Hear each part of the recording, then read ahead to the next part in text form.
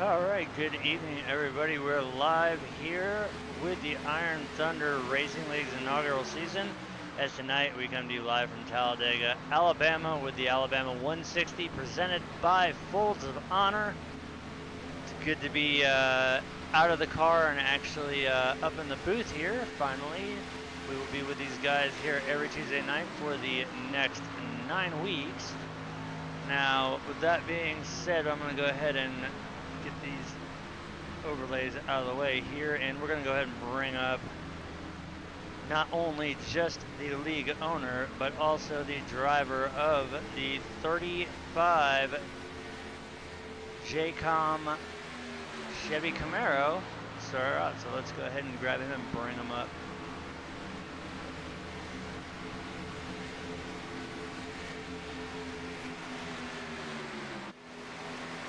All right, Sawyer, it's Tuesday night.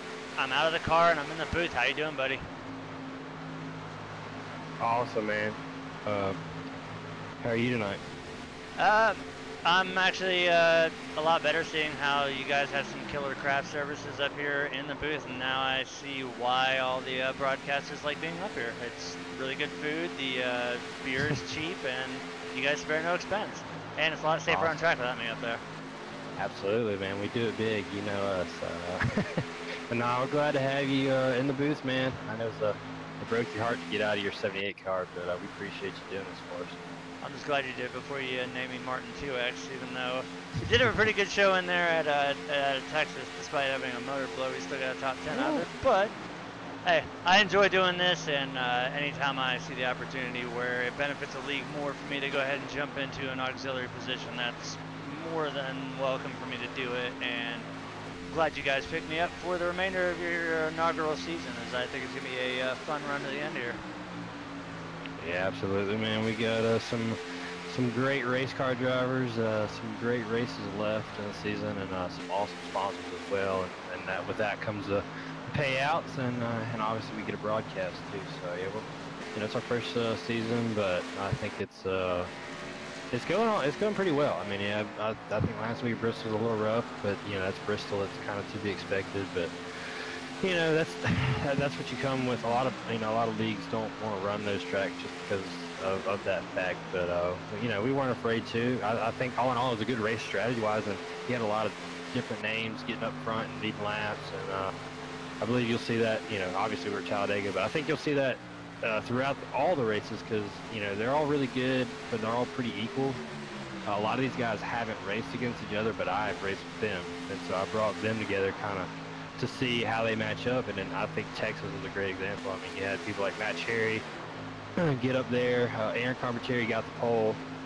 He ultimately got the win, but I mean, you saw Aiden Young lead laps. You saw Jeff Diglin lead laps. You saw Dave Matson get up there in battle. So you got a lot of big names, in my opinion. And I haven't been on iRacing that long, but I think a lot of these people are well known throughout the community, and there's a reason for that. So it's been fun, man. 3 races in, this is our 4th race, so I know this is Talladega. It's kind of going to be anybody's game, but I'm really anxious to get to Charlotte in a couple weeks. We have an off week next week, but Mid-Ohio, Richmond's, those types of tracks to really see who rises to the top. But it's been a great run so far, and I'm just happy that it's still on the tracks. We've got a great group of guys, and can't thank them enough for coming out.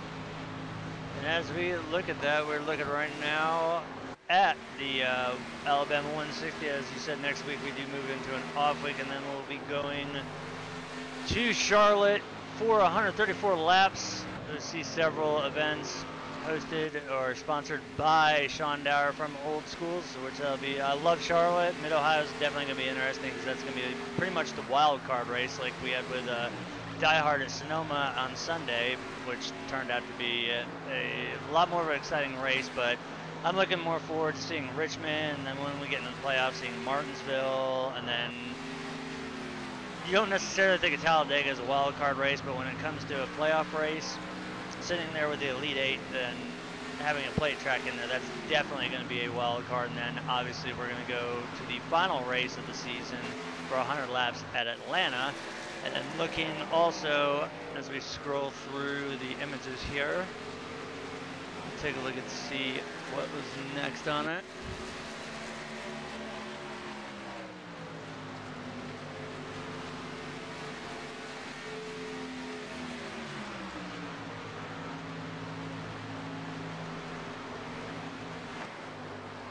All right, points after post Bristol. We have Carpentieri in the lead, then we got Hash and Co. all with winners.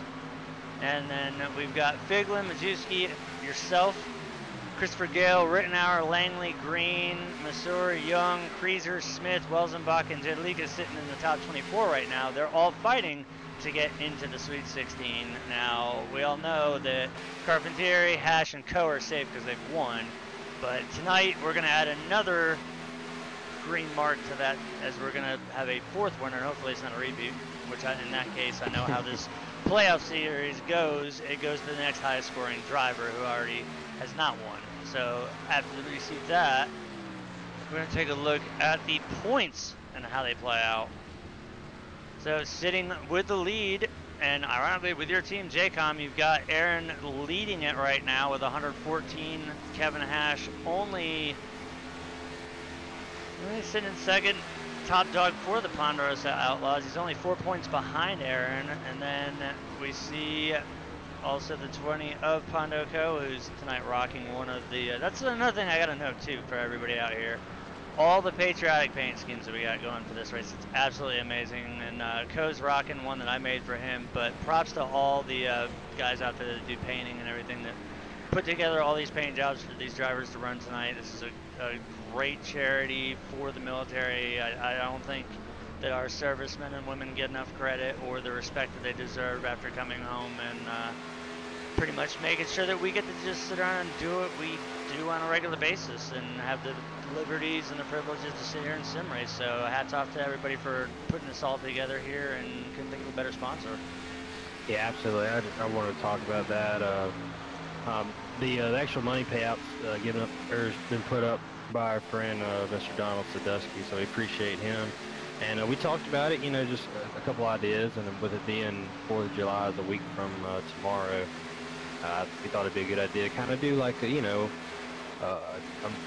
patriotic, military, kind of USA 4th of July theme for the race, and we chose to go with, instead of naming it something else, we thought Folds of Honor is a great program and great organization, so we, you know, kind of did that for them, and hopefully it brings some awareness to them, and I encourage everyone to check them out. They're a great organization that takes care of the people, like you said, that really, most of them paid a lot of them paid the ultimate sacrifice, and a lot of them are still here, but they're dealing with a lot of issues, and I agree that we don't give them enough credit or enough attention, and anyway, that's a whole another topic, but we appreciate them, and we wanted to do something for them in our great country. So everybody, I love to see all these awesome paint schemes, the red, white, and blues, and military. I personally got the Coast Guard. My aunt is, well, she was in the Coast Guard, and she currently works for the Coast Guard now. She's retired military, but so I've got a little bit of connection to that, and I know other people do as well. So it's really cool to see, and I'm really, it's really encouraging to see everybody really jump on board and go with it. Couldn't think of a better place, especially in the South, with as many military bases as there are. I know I'm only 40 minutes from the home of the 101st Airborne, Fort Campbell. Basic training was done down in Fort Benning, Georgia. I know they still have Fort Jackson down there. So there's a ton of bases all around the South down here. So we're heavily involved in the military around here, and what better place in Talladega to take it on. As we see, there's about 5 minutes here left in practice. I figured I'd just bring you up in here and get everybody up to speed on what's been going on and what we're doing tonight here, and basically just any final words before I let you go and get ready for qualifying here. Yeah, absolutely. We're running 15, 30 for the stages, so completion of lap 15 and lap 30, there will be a caution, a competition caution, and then the top 10 will score points, and the last 30 laps will be run out from there. Fuel window's looking to be like kind of 18-ish. I don't know for a fact, but I think it's between, like, you could say 16 and 19. So we won't have to pit those first couple stages, but you definitely have to make at least one stop on that final run. So that's something to look out for, man. And look at, you know, Jeff Figlin's in the point. He's the points leader. He's been the points leader since the start. So can somebody? It's not by much, but it's, you know, can somebody knock him off, and can somebody knock off Coyote Motorsports from the team standings lead? And so, and then like you said, can we get a new winner? Can Michael Coe or Pondo Co., Kevin Hash, or Aaron Carpentier, and they get a second win. Well, this is Talladega. We all know the nature of the beast when it comes to play track racing. Anything that's possible, including the big one. And we know that there's also the silent killer out there with iRacing, and that being netcode. So the guys are going to have to definitely be careful. We've got the new rule from iRacing now, where you've got to exit off of turn 2, and I'm sure anybody who's tuned in to any of the broadcasts ever since the build came out, you guys know the rule now. That blue cone that you see off of turn 2, the drivers must stay below the apron, doesn't matter what track you're at.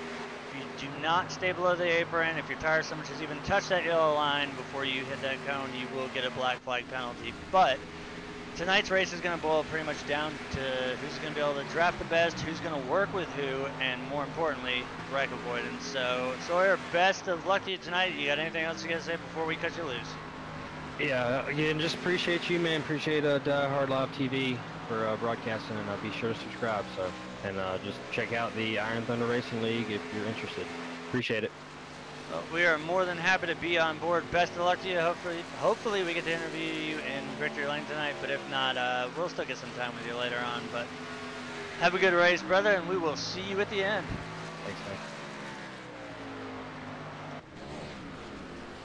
All right, that was the 35 of Sawyer Ott. So as we see, we're down to about 2 minutes here in practice. I'm gonna go ahead and pull up a little bit of information here just so I can get my eyes on it. Right now, fastest on the board, the 39 of Zach Kreezer with a 48.852. Behind that, the 69 of Aiden Young with a 49.046. Obviously, these are all draft laps. The 58 of Thomas Cristiano with a 49.047. 29 of Matthew Welzenbach with a 49.078. So that's 1/1000th of a second right there. And then rounding out the top 5 will be the 44 of Dave Anderson with a 49.086. So these guys are definitely turning some fast laps in the draft. Now, as Sawyer pointed out, it would be 15, 15, and 30 here to make up the total 60 laps scheduled to go here tonight. And as stated, it will be the Alabama 160. We will go ahead and drop that up there again. Once again, it is presented by Folds of Honor and also by Donald Sadusky. All types of welding and fabrication work, ornamental, doesn't matter what it is, auto, truck, industrial equipment, mechanical repair. If you're in that area there, give this man a call and get some badass welding done. With that, we're gonna throw up our nice little Folds of Honor that's gonna stay there for the remainder of the race tonight. As we wait for the clock to run out here, as always, and fitting tonight, seeing as the Folds of Honor presented race here, the Alabama 160. We have the U.S. Army Marching Band on standby for the national anthem as soon as we go ahead and get practice out of the way and qualifying pretty well wrapped up in the books. As we know, the pace lap is long here at Talladega, but I am looking forward to this. And after we take our off week, I'm definitely looking forward to seeing how this league does for the remaining 8 races after tonight. After starting off at Daytona, then going on to Texas, and then missing my final race at Bristol by about 30 seconds. That definitely was a little bit of a kick in the gut, but like I said, always proud to be up here in the booth. As we see, the session state is checkered for practice here, so that's going to advance us over into qualifying. And while these drivers are going to be out here logging their laps, we're going to go ahead, since they do have 2 laps, we are going to go ahead and bring out the U.S. Army Marching Band and get tonight's national anthem underway here. So everybody, please rise, remove your hats as we bring you tonight's nation's colors.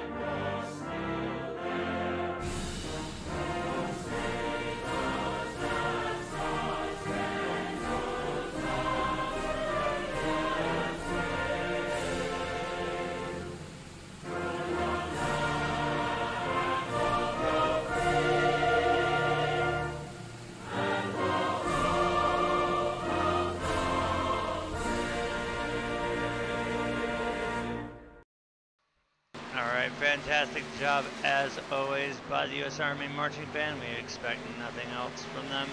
And they always deliver the best. So as we are now into qualifying, we're looking at the 34 of Nick Thunderdome. This is what I love about this group. They've got a lot of guys out here that have some amazing names that I'm looking through right now. Of course, we all know Raymond Rittenhauer's got the old Iron Eagle, but we know him by his number very easily, the 87. But right now, looking at the field, there's 36 drivers out here qualifying, and right now, holding down the top spot is the 9 of Chad Keene, with a 53.483 behind him, as now we see the 44 of Dave Anderson taking that top spot. Right now we're looking at the 7 of Aaron Carpentier, and now the 39 of Zach Kreezer. Back to the 7 as he is out there trying to see where he can get gridded up here tonight. Currently being scored in 13th position, now dropped back to 14th. You see the 09 there of Dave Matson. Dave currently being scored in 4th spot right now. See the 19 there, briefly, of Donald Sadusky, and also the 43 of Kevin Mazur right there. He's currently being scored 11th.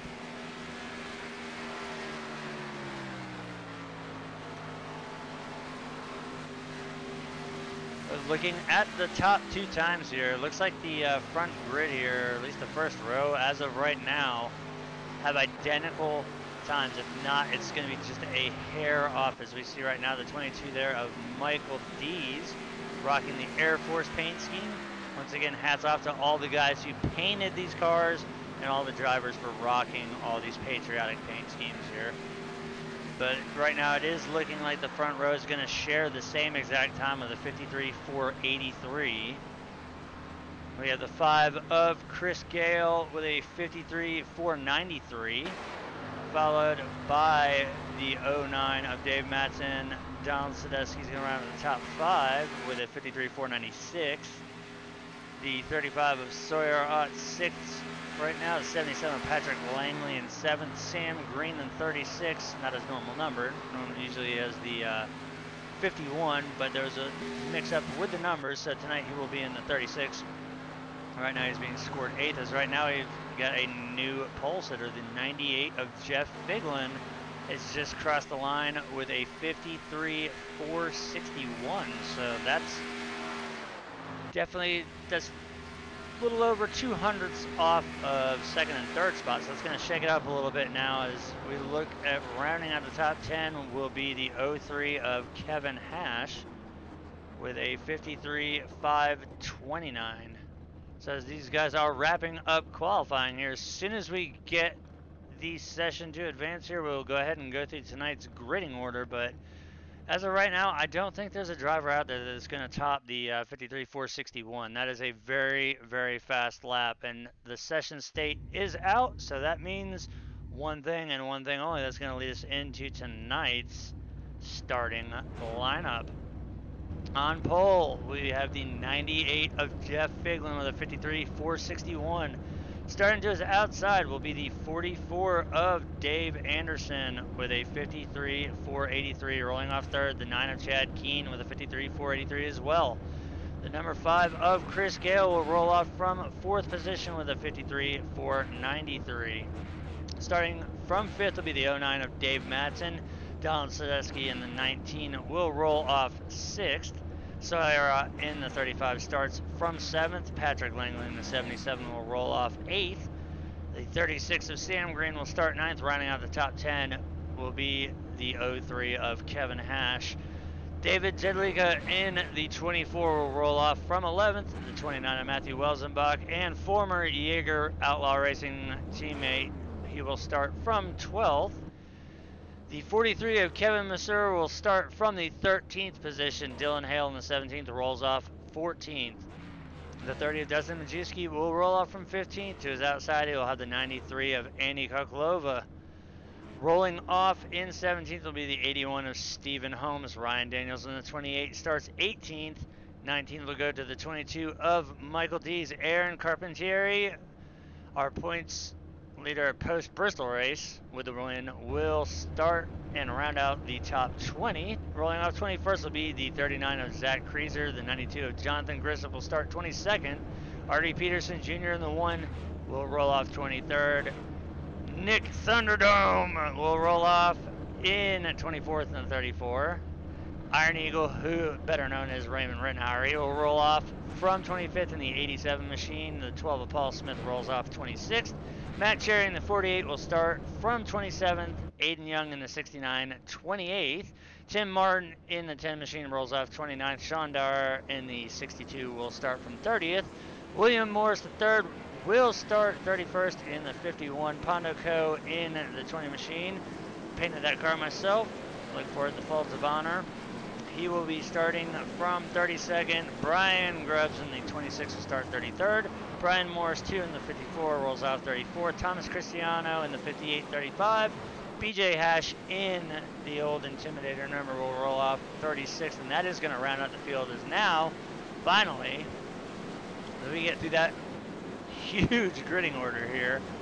We are on the pace lap, so we're less than a lap away from starting the race here. As we see, it looks like a few drivers opting for an EOL penalty here, so this is going to kind of switch things up a little bit here. But as the pace car makes its way down the backstretch, we're about a half a lap away from starting the race here. And as always here on Die Hard Live TV, we always love any chance we get with the Fox cams to use the Crank It Ups, and what better place than Talladega, USA to throw that Crank It Up camera. So as soon as we get these guys close enough to getting the race ready, because unlike Daytona where you get the stripe dead center of the tri-oval, anybody who's ever raced Talladega knows that the stripe is well after the tri-oval, and it's after the end of pit road, which makes qualifying here a little bit different, especially with the new rule about staying down below the apron. You can't just jump up on the track, because that does apply during qualifying as well. But as the pace car makes its way into 3 and 4, we're going to go ahead and get to that Crank It Up. As we get set, the 48 of Matt Cherry, it's all messed up here. It's going to be the 98 of Jeff Biglin leading us to the race, initial start here of the race. So let's get ready for the start of the race. So go with leader, and pace car is down and away. Let's get this green flag going.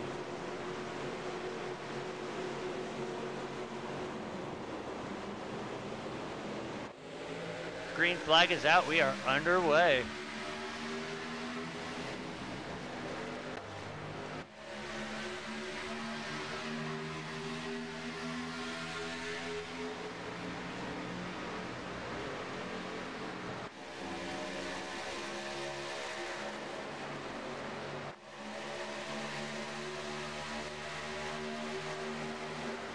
Oh, we've already got a big wreck there on the backstretch involving several cars, so that's going to be our first caution there.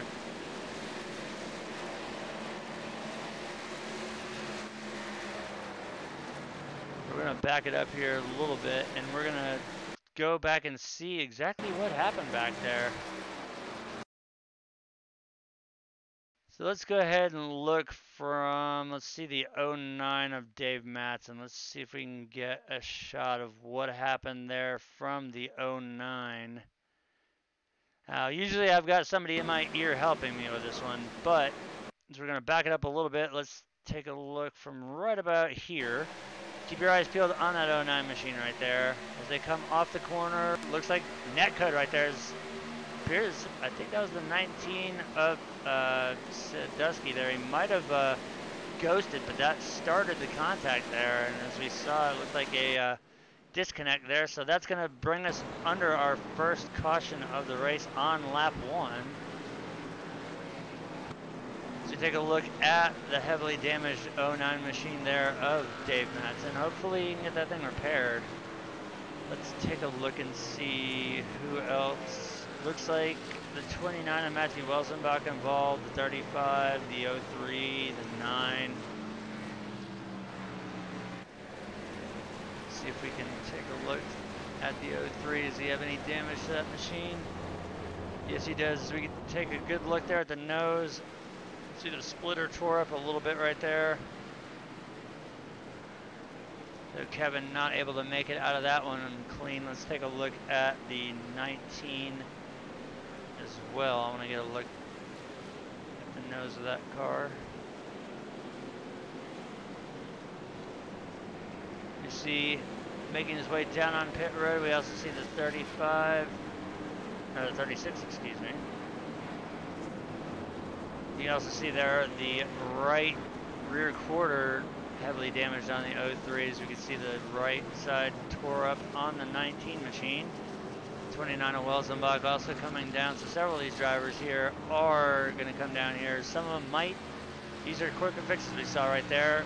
The one quick repair done by the 19 of Sadusky as he is down and away. Looks like see the several drivers making their way off the 58 there of Thomas Cristiano. Some of these guys might already have new cars. We take a look back out front here. We're going to get things reorganized. The 98 of Jeff Figlin still our race leader behind him. The 9 of Chad Keene. In third, we have the 35 of Sawyer. Fourth goes to the 24 of David Jedlicka right now. Thunderdome. I just love saying that name. Right now holding it down. Nick in fifth position.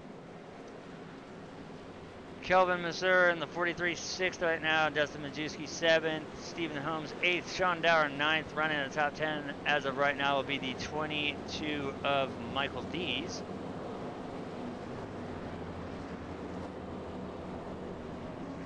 So working an early caution here. Did not expect to see it come out that early, but like we had stated in the pre-show, this is the nature of the beast here. Anything is possible, and we did see that that was a connection issue thing there, and a lot of times that will come back and it will bite you, and it will bite you very, very hard. So hopefully that's the last that we see of that tonight, but hopefully it's something that iRacing, more importantly, can more properly address in the future, even though it is to do with their coding. If you guys don't understand what the term netcode is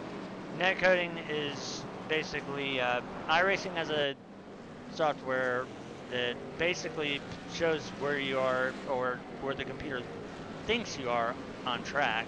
And if your internet connection doesn't stay solid enough and you start blinking, and you'll see cars occasionally doing this, blinking or warping, you'll see them doing backflips or whatever. If their connection stays messed up like that, it sends an interrupted signal to iRacing, so it doesn't exactly portray the car where it's supposed to be, or a lot of times the driver can ghost through it, and that's exactly what we saw coming off of turn 2, is just netcode contact, which initiated the wreck. But as we see, the lights are out on the pace car.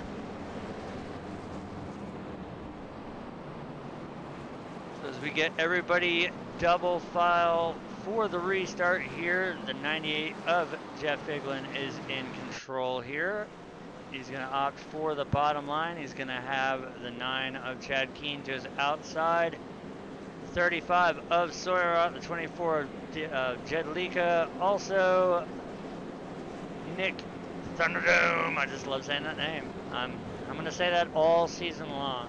There in the 34, we're going to have the 43 of Masur in 6th, Majewski 7th, Holmes 8th, Dees 9th, and Dower 10th. So that's going to round to the top 10. As we see, there's a big field here. So once again, we're going to go ahead and get ready for the crank it up cams. And this time we'll go with most exciting versus race leaders. You see all the cars there adorned with the patriotic Iron Thunder banners here. Now these drivers are required to run that banner across the front if they are racing for points. Now for this race we have a special banner that they're opted that they can run, which is obviously the patriotic one, which you can see several drivers doing so, but Other drivers using the original one, as you can see there on the 43 machine. But as the pace car makes its way out of turn 4, Brett Badine's going to take that Mustang pace car down pit road. The 98 of Jeff Biglin will control the start of the race here as we get ready to go back green flag racing here. Now remember, the stages are 15, 15, and 30. So pace car should be dropping down any second. The 98 of Figlin will lead us into the restart zone and get us back underway. As we see a good group of the field as we're looking right from the stripe here. Green flag is out. You hear the engines start to spool up. We are back underway here, lap 5.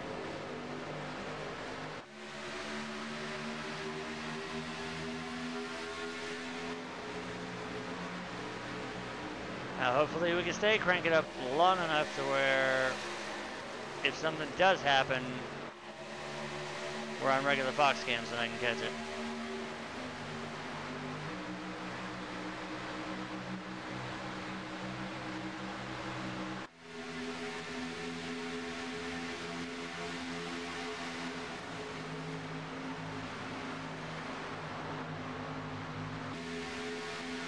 They barrel out of turn 4. We're going to go ahead and move to our regular cameras so we can get a better view of the pack here. And it is a giant snake here down on that bottom line as we see the 81 of Stephen Holmes there on the top groove.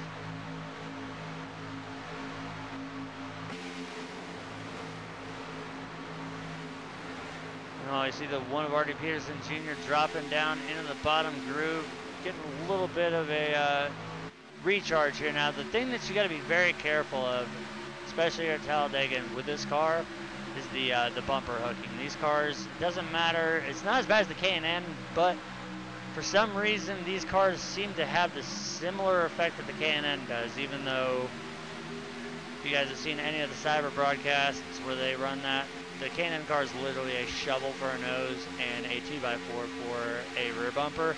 These cars are a lot more aero efficient, but they still do handle the same way. As right now we're going to be 3 wide as we cross the line to start lap 7 here.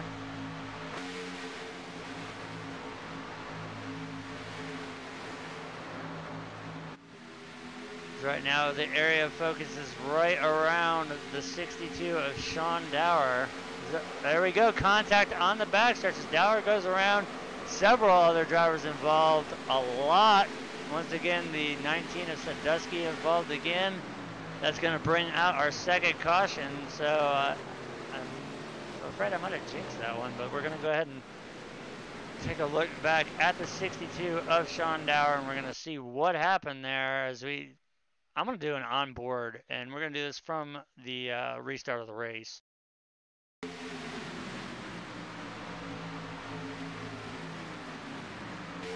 So we're going to ride on board. So here we are inside the 62 of Shondor, and we're going to see some Tony Hawk approved airtime here. See the 34 there get turned, and right now it's pretty much just hold on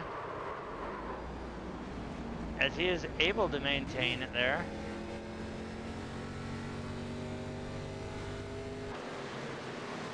Back it up a little bit more and take a look once again from the 19's point of view as well, because I know, actually I want to go to the 34 as well. There's several points of view here that we can take a look at. Big fields means pain in the butt trying to find numbers when they're all over the place.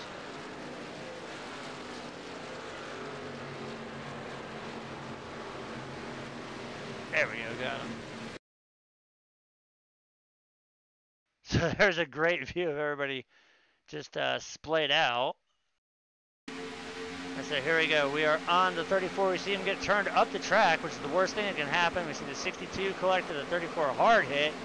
See all the drivers, the 22, the 19, the 29 of Welsenbach. Several drivers involved there. 22 of Michael Dees. A lot of drivers there. We see the 03 of Kevin Hash once again.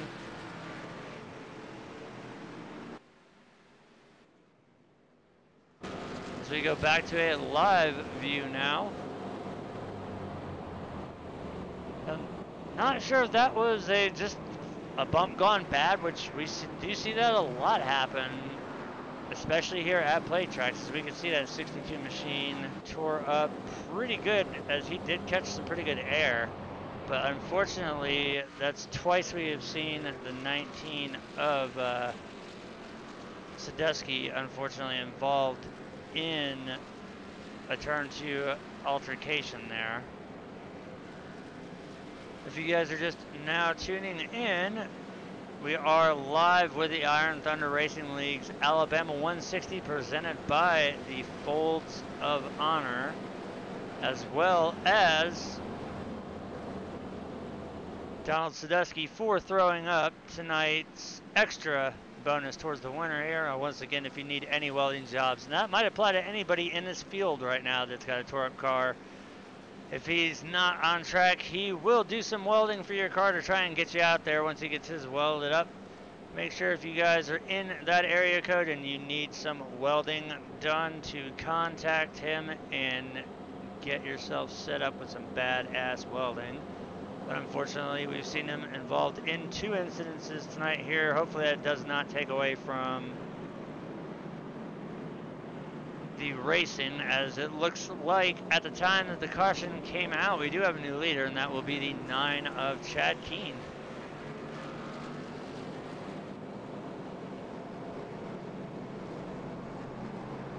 We see the 98 of Jeff Figlin, the 24 of Jed Lika, and the 35 of Sawyer Ott there.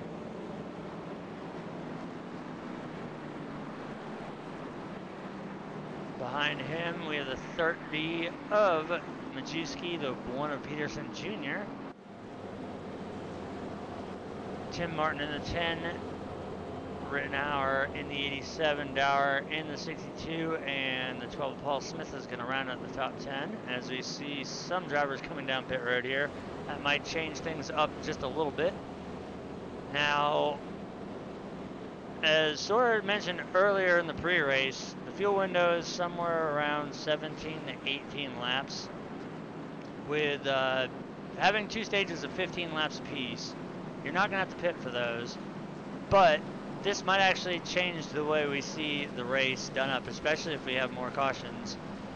As when we take the green flag this next time by, it'll be 4 laps until we see the end of stage 1.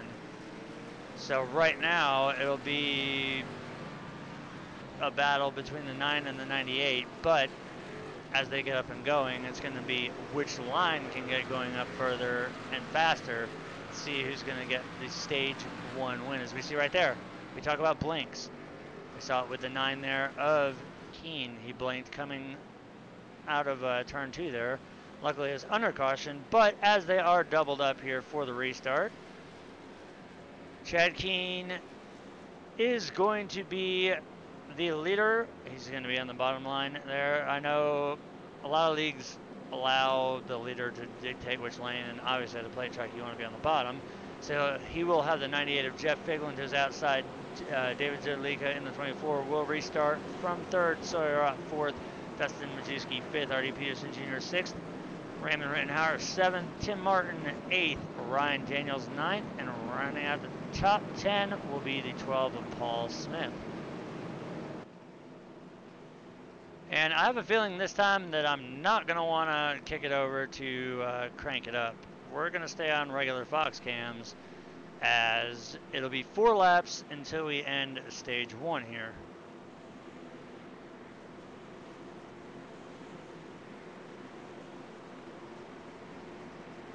As the iRacing pace car makes its way off of turn 4, see it get ready for that high arc to make it down pit road here.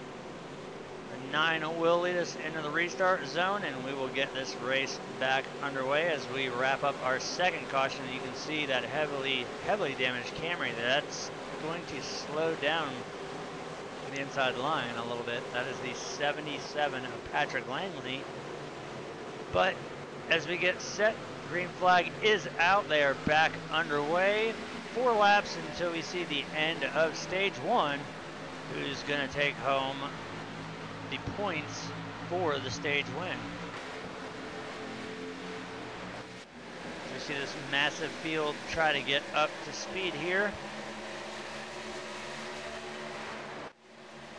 As much as I hate going to the camera, I gotta go to the focus on crashes one and see where it's gonna go, so we can see all the cars here as they try to get where they want to go. As we see the 98 of Figlin able to clear the 9 of Keene, so that will hand the lead on the low line over to the 98, and so we got another caution. The 98 involved there.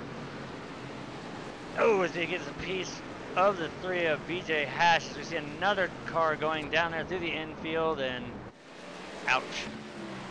So we are working our third caution. We're going to go ahead and take a look from the 98's point of view, see what happened there and what brought it out, but this is undoubtedly going to end the stage here.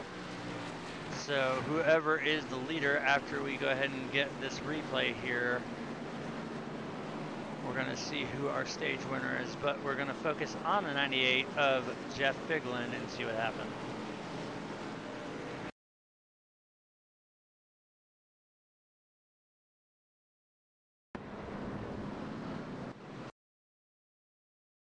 Back it up a little bit more and let's see what happens. Here's where he clears the 9. He's got help from the 35 of Sawyer Ott in that 35 JCOM machine. There's where he clears the 9. Let's see what happens. The 9 just, oh, I see it right there. The 9 just gets up underneath and bumper hooks. A little bit of contact from the 24. Jeff doing a good job locking it down. Then we see the 3 of BJ Hash in contact. The 3, that was the 03 of Kevin Hash, as well as the 62 of Sean Dower getting a little piece of that, but there's what brought that one out. It was just, it looked almost like netcode again, because you could see that the 9 of Keene was able to get inside the rear bumper of the 98. So I'm gonna have to rule that one netcode, which is a nasty, nasty little bug that we have to deal with here. So as everybody's either going to make their way on or off of pit road here, we're trying to find the race leader, as right now it's being scored as the 09. Now it's going to go to the 17, and it's going to change around continuously until the Higher TVO figures out who's what. All right, so there we go. Now, provided that he does not pit, this should be the end of stage. The 10 of Tim Martin will be your stage 1 winner.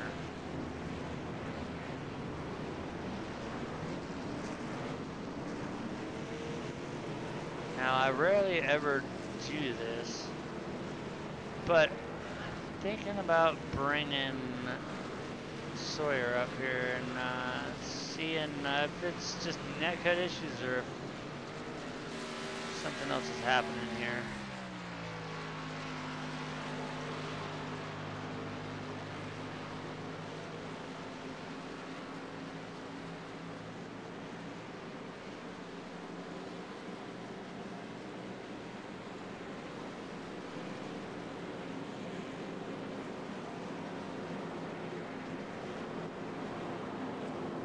Alright, so I had to bring you up here. 3 cautions in the first stage. Are we seeing a lot of netcode? Because according to my screen, 2 of them, I've seen cars inside of cars. Yeah, maybe a little bit. I mean, I couldn't really tell from my view, but yeah, it's something that'll be looked at, and netcode's part of the deal. But I think you can always give a little bit extra room, and I think people just being aggressive. They want those stage points. So hopefully it'll be clean from here. Well, the last one, I definitely would have to rule that one as netcode, because I saw about at least a foot of Chad's nose in the back of the 98 there, and then iRacing finally registered that Jeff was there, and then we saw the contact. But I think hopefully with the early cautions, and we know there's several drivers that have already used their quick repair and been involved again, that now it's going to come down to a strategy race. And hopefully, like you said, we're going to see a lot more giving and a lot less taking, as we still do have 2 more stages to go. But just wanted to get a quick word in with you. How's the 35 doing? Is it damaged, or you still got your quick fix? Oh, we're all good, man. We're all good. I just, I guess that was the end of the stage too, by the way. So I won that stage. Kind of figured that was going to be the case, so that in the books there, we're going to go ahead and let you back down. Just wanted to make sure and see what was going on there. Yeah. I've looked at it, and there was. I mean, we're gonna get one to go in the white flag. So you know, we're gonna go back green as we would be completing the stage. So, you know, like I said, I looked at it, and we weren't gonna get back. We'd have to at least have a one lap shootout. So you don't want to just race from the restart zone to the flag or to the line. So. Yeah, that's the end of the stage. I think it was myself. I saw they wadded up Jeff and behind me, so I don't know who was second, third, and all back. But yeah, we're gonna go try to get another stage win and the win ultimately at the end. So. All right, we'll keep that nose clean, and we'll check in with you a little bit later. Thank you, bud. All right, that was once again the 35 of Sawyer Autos. Said that will be stage 1 there, so we're going to get everybody set up to go for stage 2. If you're just now tuning in, we are live with the Iron Thunder Racing League's Alabama 160, brought to you by Folds of Honor tonight, and also by Donald Sadusky's Badass Welder.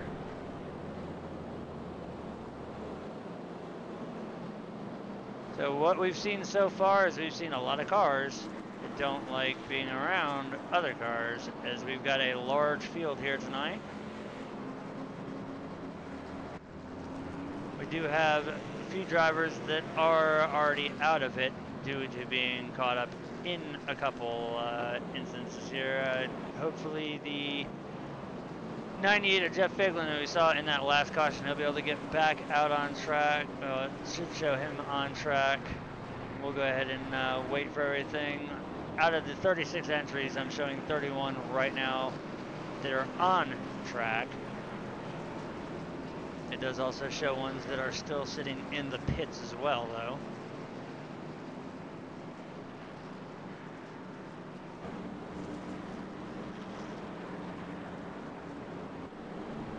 Look out front, there we go, everything is all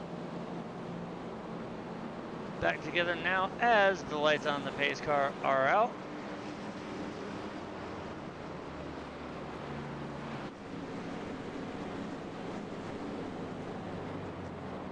We wait for the field to double up a little bit more here. We do have our top 10 set with the race lead here. The 54 of Brian Morris is going to be leading us into the restart zone. On his outside, the 51 of William Morris third, Sawyer out in the 35 third, Sam Green in the 36 fourth, Chris Gale in the 5 fifth, the 43 of Kelvin Masur sixth, Thomas Cristiano in the 58 seventh, Paul Smith in the 12 eighth, Andy Kokolova in the 93 ninth. Rounding out the top 10 is going to be the 28 of Ryan Daniels.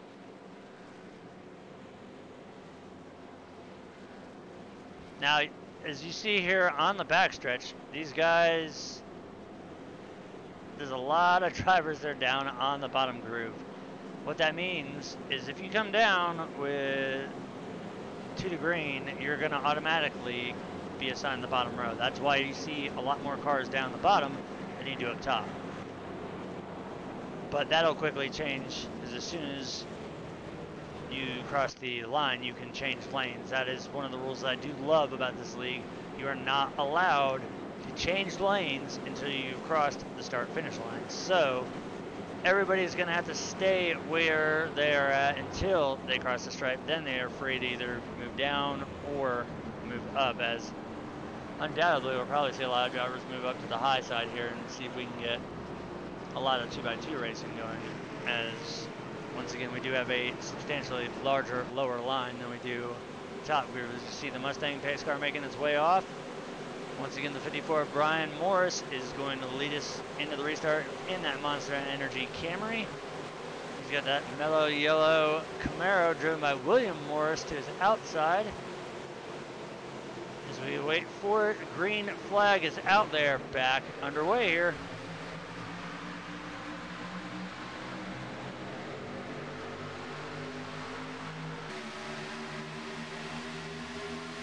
See right there, the 51 easily able to clear 54. That'll leave the 35 stranded right now to the outside. He's going to have to get some help there as the inside group has all the cars. He does have help from the 5 as well as the 43. As there we see the shove from the 5 of Gale to the back bumper of Ott as they go into turn 3. You can see the 43 back there. He does have a little bit of damage. Also see the 12 up there on the high side. But right now it does appear as we see the 51, he's dropping down, and that's going to cycle the lead over to the 35 of Sawyer Otis. He's going to take over the top spot on the bottom groove. The 5 of Christopher Gale there up on the high side. He's going to have to wait for help to get to him. He does have the 43 and the 12 coming, as well as I do believe that's the 39 and the 77.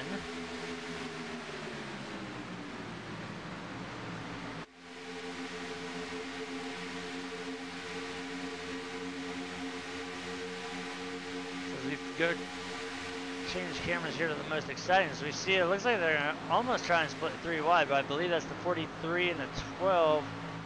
Ooh, almost contact there between the 39 and the 12 as they came out of 4. I think we see that the 43 realizes he has damage and he's stepping out to that third group to let these clean cars by, and he's going to try and cycle in and find some other cars that have a little bit of damage as well, as he could have dropped down right there. So that's going to tell me that he's doing the responsible move, and he is cycling back to the tail end of the pack here to try and get with some cars that he's more at speed with. You see another car getting shuffled down.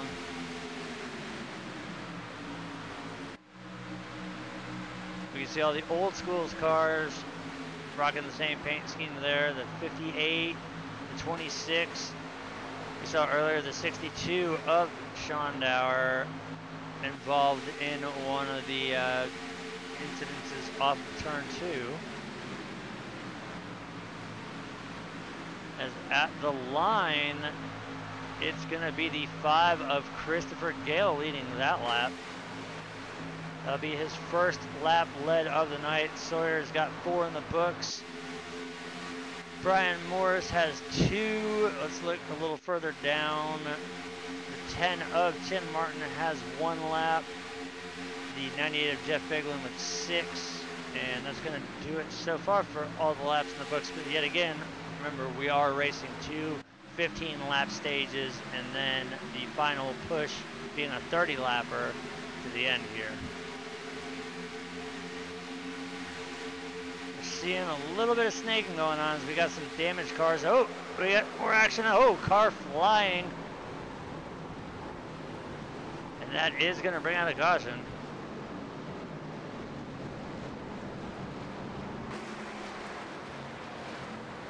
We're going to have to see who that was flying this. Let's back him up a little bit.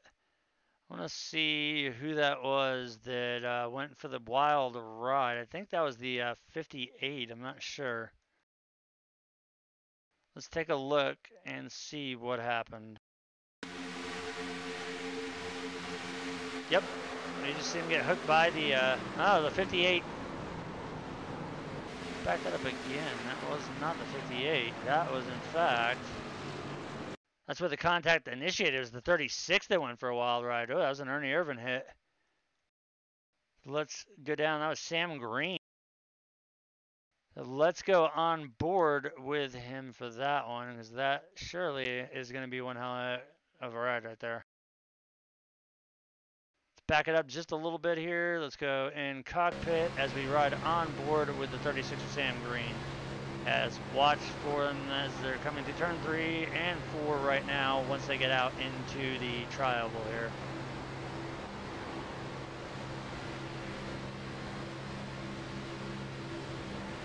See a little bit of a check up there, and then here comes the airtime, and kudos for sticking the landing, but that was one hell of a hit. Look at him sawing on the wheel trying to save the car as he's going up, down.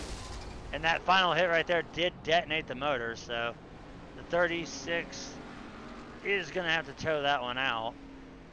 But he definitely did catch some hang time. We did watch that one.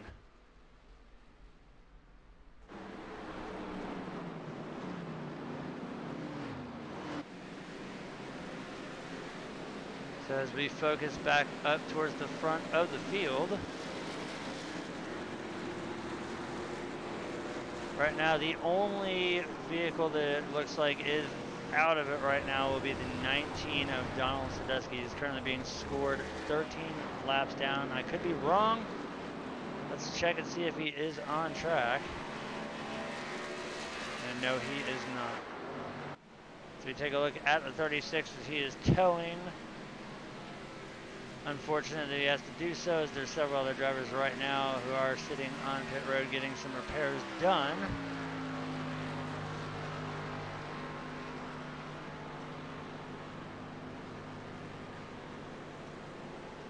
Let's ride on board with our race leader right now, see if he's conserving fuel or what he's doing. And right now we can look at that tack. We can see he is rolling the clutch, so he is saving fuel here. So once again, once this gets down to 30 laps to go, that'll be the end of stage 2. So these drivers hoping to get a green flag run in here. As you can see through the grass there, all the that's another new thing. If you guys have not been around for some of the races since iRacing has brought out the new build, not only is there the pit road exit commitment cone now where you have to stay down below the apron, otherwise you get black flagged, but now we also have dynamic grass tire marks through it. If you see a car go down through the infield, you'll see it throw up chunks of grass, and they're just adding little details. But the one that I was waiting for the longest time, and we had it a long time ago, they did away with it. Hopefully they get all the gauges working eventually, but we've got the tack working here finally once again, so we can see when drivers are clutching, what they're doing. And it does appear that it looks like the 5 might have blinked.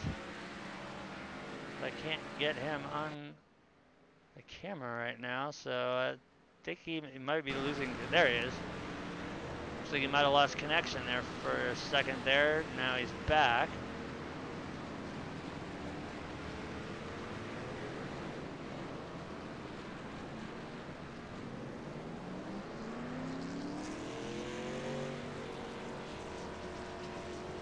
That might be something to watch there.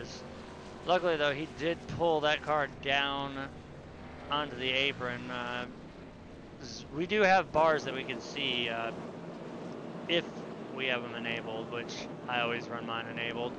Shows your page faulting, your quality, your latency, your force feedback, and if you enable it, your CPU, your GPU, your rendering, all that stuff. Nice little telemetry tools to see what's happening, and there's actually a double bar for your quality. One side is for your computer to the sim, and the other is from your the sim to your computer, so you can tell which side that the things are going on from.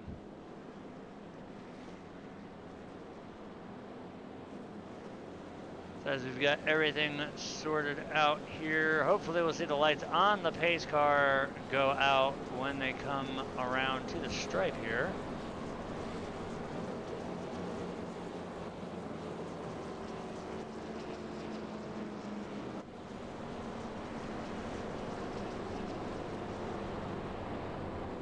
The Talladega tonight is definitely living up to its name of what it's done in the past. Although we're seeing a lot of things that normally by now would have gotten ironed out. We would have, I know these drivers are all racing for the win, they're racing for points, but we've seen a lot of netcode. We've seen that last one there, which is the bump gone bad. We saw the 36 of green had to check up, and a lot of times, if somebody's talking in race chat and you can't call out that, say, the inside line is checking up or whatnot, it kind of puts you in a very, very bad predicament, and that might have been what happened there and the reason why we saw that last caution.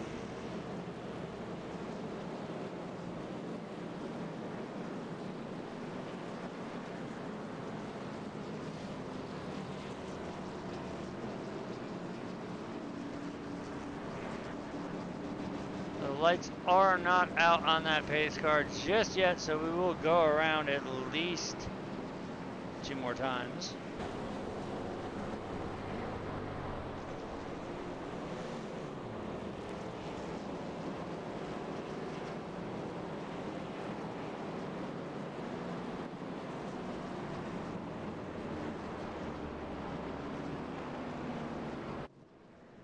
If you're just tuning in for the first time, we come to you every night live on Sunday on the iRacing portal with the Die Hard Racing League. Last Sunday, or I should say, we were live at Sonoma, where it definitely showed who was more up to school on their road course racing, as the 21 of Jason DeVries put on a clinic once again, just like he did at, I believe it was no, it was Michigan, where he led every single lap. The 21 did the same thing at Sonoma with a 15-second gap, but we are live with those guys every Sunday night at 7:15 p.m. Central Standard Time on the iRacing portal. Hopefully we will be back live with Cyber Racing Association in the fall, if they pick back up with their Saturday night series. And as tonight, next week we'll have an off week, but we will be live every Tuesday night here as we broadcast the remaining 8 races here for the inaugural season of the Iron Thunder Racing League. Hopefully we do see the lights on the pace car go out so we can double the field back up and get this race ready to go back green flag, as I know these drivers hate iPacing as much as broadcasters do as well, because sometimes you actually do run out of things to say, and normally I don't ever do that, but sometimes when you're running long pace laps, it seems like Talladega, Pocono, Indy, Daytona, I'm trying to think, pretty much any of the huge tracks, those are the ones that pacing just is absolutely ridiculous on. As we do see the lights out, so we will double the field up here. We see a lot of torn up sheet metal, but we're going to go ahead and give you guys a run through of the top 10 here as we get ready to restart them. With the race lead, it'll be the 5 of Christopher Gale, Sawyer out in the 35. You can see there in the Coast Guard JCOM machine to his outside will be restarting in second.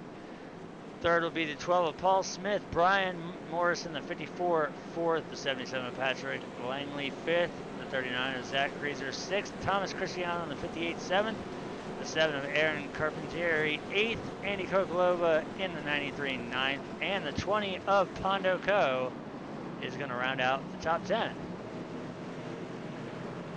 Now we need to focus on that card for a second here, because that's one that I did up especially for him just for this race, as he is running a Folds of Honor American flag themed paint job. He back when we were running the what league was it? I'm trying to remember now. It was an open set A league. I did a paint job for all of us with the TAC team performance based off of that American flag stripe design. I kind of did our day scheme, which is that one there. Basically just loose leafed it off of it. So keep your eyes on that 20 tonight. But as we get ready to restart the race here, let's go ahead and look back up towards the front and watch as the 5 of Christopher Gale is going to lead us back into the restart zone.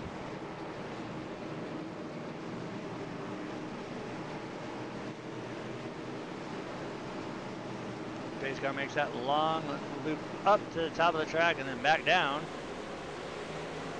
5 is going to dictate the start here, but once again, these drivers cannot pass, or change lanes rather, until they pass the start finish line. So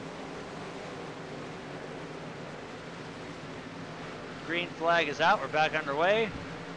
Let's see, as we see all these tore up cars here, once they cross the line, what's going to happen here.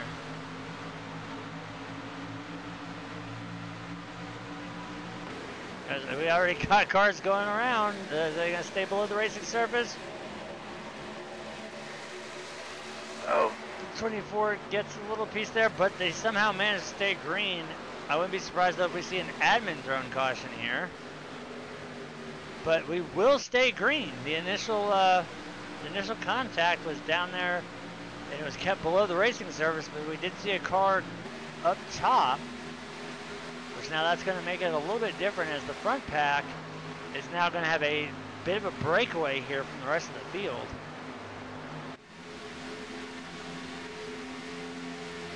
As right now we are focused on that front pack. We see it being led by the 5 of Gale. On the outside, we've got the 35, as well as, I believe that is the 77. So that'll be Langley and Ott on the outside. As it is going to be 4 on 2. If these guys want to be fast, they're going to have to get into a single line as fast as they can and try to put some distance. So you see the 77 trying to do a little bit of side draft. Now, that right here is one of the things that I've noticed has been a huge cause of concern for contact, is the side draft. Now, drafting is drafting. That's one thing. When you're nose to tail, like give the 5 and the 12, or now the 77 and the 35. When you're drafting like that, you're actually changing the aerodynamics of the lane that you're in. Now, if we were to see the 77 and the 35 pinch down on the 5 and the 12 through the corner, what they're doing is they're dumping a bunch of dirty air off of their cars down onto the other line, or we'll see the bottom line a lot of times do that to the high line. It's whatever lane has the faster, or the more momentum. You're going to try and dump the dirty air off to the faster line, and by side drafting, you effectively kill that run. As right now we're seeing a lone car, the 22 of Mike Dees. He's getting run around by the 36 and the 98, as well as some other drivers making their way around that 22 machine as they are paired up, and damage playing a factor here. As out front it is switched up, as the 35 of Sawyer Ott being scored with the race lead. We take a look right now at the 09 of Dave Matson, currently being scored in 16th position. He's got the 69 of Aiden Young behind him. In front of him, the 17 of Dylan Hale, as well as the 81 of Stephen Holmes. That is for position right now, as Dave is going to split him 3 wide, as well as the 43. That is all for position, as Dave is able to just drive away from these guys. So you can clearly tell the difference between a car that's aerodynamically clean and one that's got some bent sheet metal on it, as these guys are going to have to kind of fight through the field here to get back up and try to get grouped up with other undamaged cars. As we see the 09 of Matson having no problems, able to get up to the back there, the 30 of Majewski.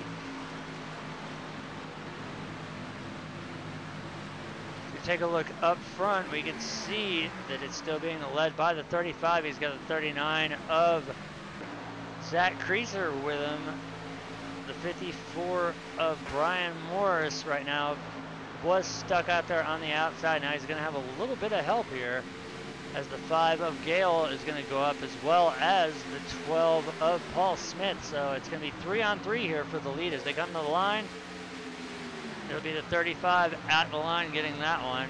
So give Sawyer his 6th lap of the night led here. As we see the 12 and the 54 working as hard as they can to try and push that number 5 machine and get the run down the backstretch here to at least get 2 of the 3 cars cleared past the 35. But you can see the 39 there of Greaser as he was on that back bumper of the 35 all the way down the backstretch. Great job utilizing the draft there as they come off of turn 4. Ooh, looks like we had contact between Creaser and Gale, but that's going to bring out the caution here, and that will be the stage. You see the 39 of Creaser here. You can see the chunks of grass being spit up here in the tire marks. We're going to back it up and take a look and see what happened there, but My bet is there's a little bit of contact between the 39 and the 5. So let's take a look at it from here as we're watching from the Fox cam. Looks like, no, it looks like he got a little bit of contact from the rear there as he also gets into the 12 and the 54. So you can see the grass flying up there. Let's take a look from, let's go with the 5 of Chris Gale here. See if we can get a better idea if the 77 might have made a little bit of contact with the 39, which is, oh, there it is. The 12 got into the 77 a little bit, and then that's what sent the 39 up into the 5.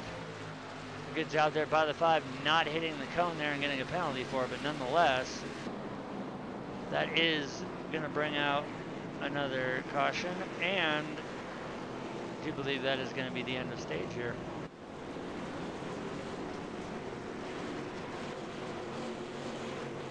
As we see lead lap cars coming down here to pit, so that will mean more than likely that that will be the end of stage 2, and we will be entering our third and final stage here. Let's get them here on pit road.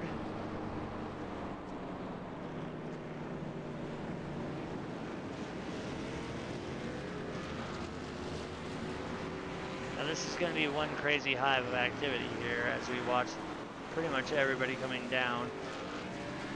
We're going to see a lot of 4 tires and fuel here, because undoubtedly a lot of drivers these last 2 stages here probably took fuel only unless they were involved in one of the cautions. As we watch all the drivers make their way off of pit road here, we can see some vehicles still sitting. So the 77 still on his box there, the 22 is still in his box, it looks like. So the majority of everybody has made their way off of pit road.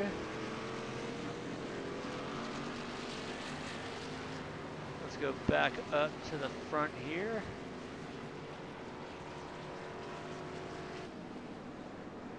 As we are now back up with the front of the field, the 35 being scored with the race lead. You can see him right there in that 35 Coast Guard Ford Mustang.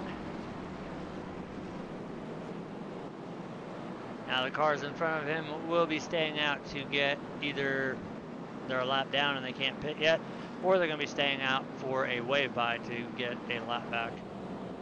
So right now, looking down the list, seeing a lot of guys who are still sitting on pit road, but the good news is I only see 3 drivers right now that are down multiple laps. One being a retiree, I do believe. The 19 of Donald Sadusky, and see the 26 of Brian Grubbs, he's down 10 laps. The 62 of Sean Darr, he's down 6. And I'm assuming that this group here in front of the leader, the 28 of Ryan Daniels, you can see him in front of the leader, that is, as well as the 10, they are going to be cars that are staying out for the free pass, or for, easier term, for a wave by. They're going to get that.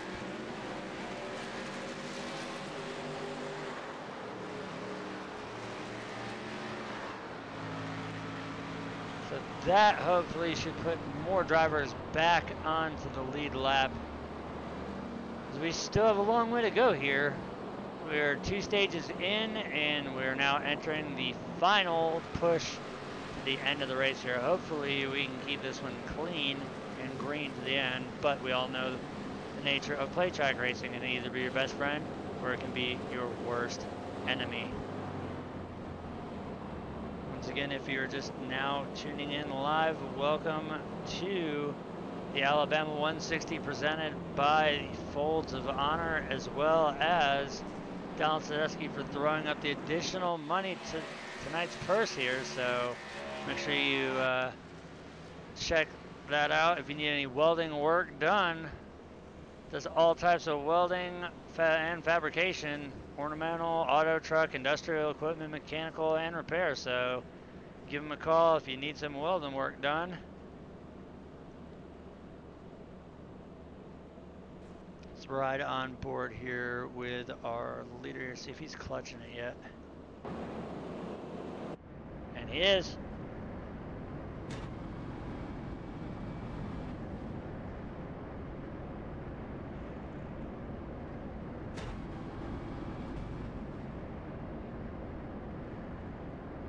I love being able to see that tack now.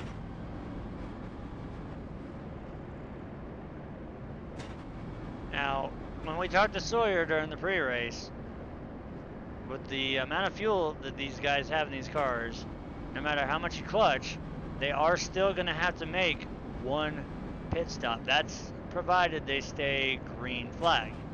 Now, if we get halfway through the run here and a caution comes out, that's going to level the playing field. But if it stays green from the time that we start this race, they will have to come down pit road for one more fuel stop.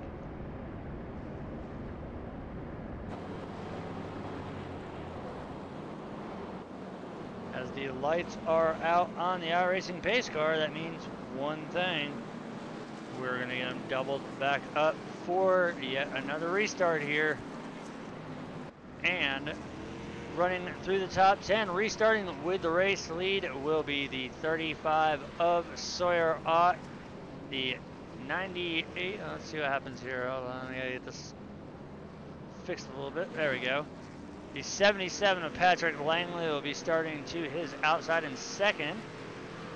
On the restart, the 98 of Jeff Biglin third, the 58 of Thomas Cristiano fourth, Brian Morrison the 54 fifth, the 43 of Kelvin Masur 6th, Chad Keene in the 9 7th, the 20 of Pondo Co 8th, the 7 of Aaron Carpentieri 9th, and rounding out the top 10 will be the 44 of Dave Anderson. Going a little bit further back in the field, 11th goes to the 1 of Artie Peterson Jr., Dustin Majewski in the 30, 12th, Andy Koklova 13th, Kevin Hash 14th,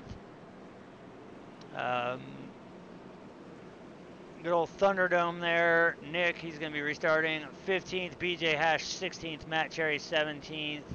Michael Dees 18th. Aiden Young 19th. And rounding out the top 20 is going to be the 29 of Matthew Welsenbach. But as we get ready, pace car's making its way through 3 and 4. It's going to do that weird high arc up towards the wall, dive down pit road. The 35 of Sawyer Ott has control of the field. Going to lead us into the restart zone as we get the third and final stage underway here at Talladega. Hopefully they can do it all in one green flag stint and we get to see some green flag pit stops happen.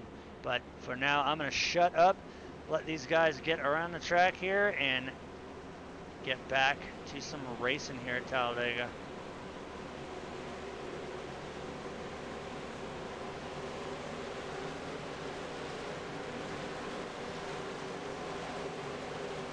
Pace car is down and away.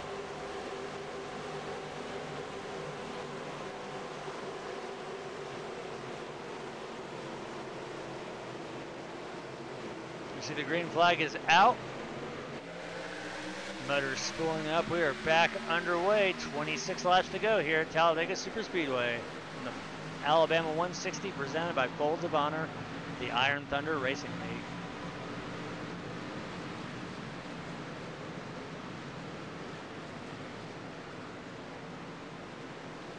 Looks like we got a little bit of a breakaway there. See several drivers that are, I think what we're seeing is we're seeing some team strategies here, because we aren't back under caution again, so something must have happened back there. My guess is it would have to be on the restart, so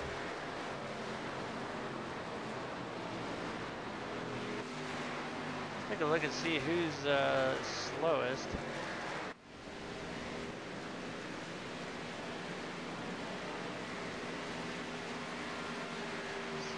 back up and take a little bit of a look. Let's back up and see if we can see what happened on the restart here.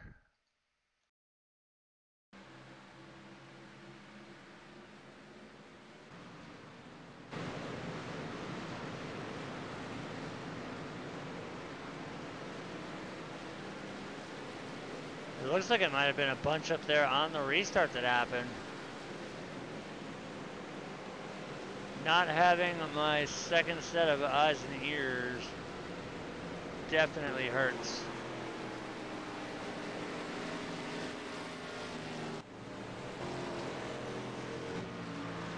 Looks like the 81 and the 12, I see them on pit road. No, let's see. 28 and 34 are on pit road, as well as the 51 and the 81. Alright, so that, I'm gonna go with that one being a botched restart there and something happening towards the back of the pack. I was wondering why everybody got so shuffled out there at the beginning, but we're back under caution after taking the initial start of the race.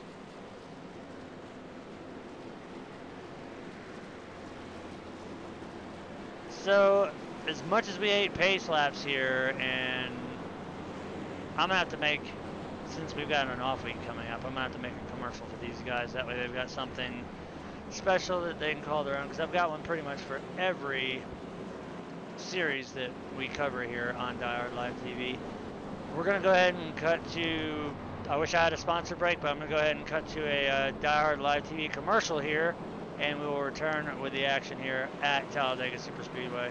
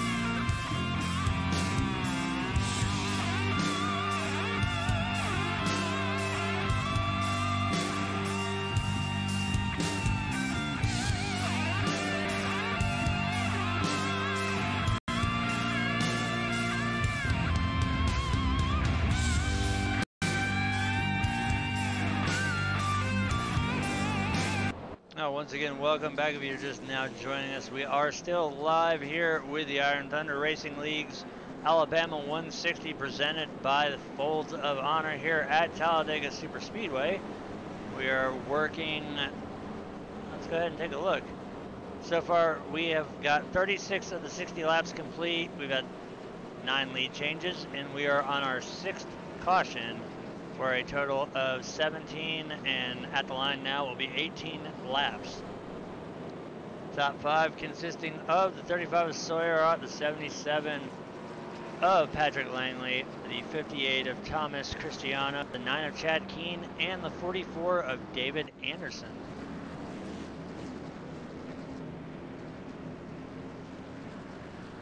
This has got to be getting a little bit on these guys' drive mentality here with as many caution laps as we've seen here tonight. As we're down to 23 laps to go. Out of all the laps completed so far, we've had 17 or 18 of those now under caution. And this is what we tend to see a lot of times when you've got a large field and it's a play track. It's just things are going to happen.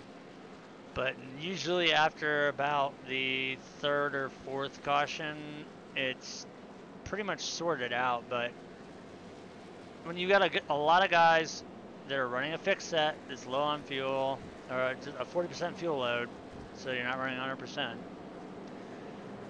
This right here is going to be probably a strategy call move here, because like was mentioned in the pre-race show, the fuel window's right around 18 laps. It'll be 22 to go at the stripe. Pacing does help, but I think it's going to come down to, if we don't get another yellow flag, which I hope we don't, it's going to come down to who can save the most fuel and not run out. As right now, the 35 of Sawyer continuing to lead this race. He's got 14 laps led tonight so far, and as they come around here to the stripe, even though they're under pacing, they still count as laps led. It'll be his 15th lap led in the books.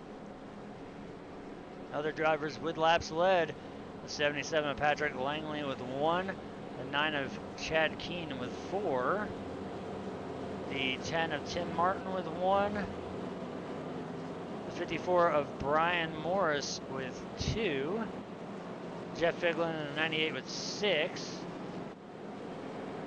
and now we see back in there the 5 of Chris Gale. He has got 9 laps as the lights are out on the pace car, which means we will double the field back up here. And oddly enough, it looks like the 35 of Sawyer Ott is opting to take the outside line here on the restart. So, outside line for the lead.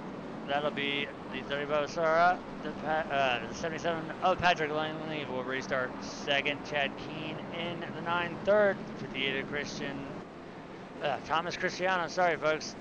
Getting a little bit of verbal diarrhea going on. It's getting late and a lot of talking in the race. The 58 of Thomas Cristiano 4th. Aaron Carpentieri in the 7 5th. 44 of Dave Anderson 6th. Dustin Majewski in the 37th. The 1 of Artie Pearson Jr. 8th. The 03 of Kevin Hash 9th. And BJ Hash in the 3 is going to round out the top 10.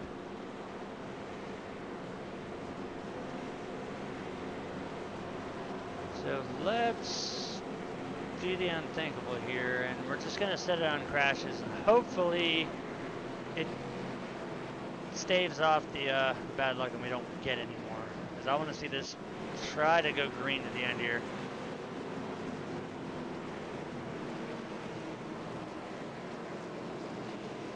Be 21 laps to go when they take the line.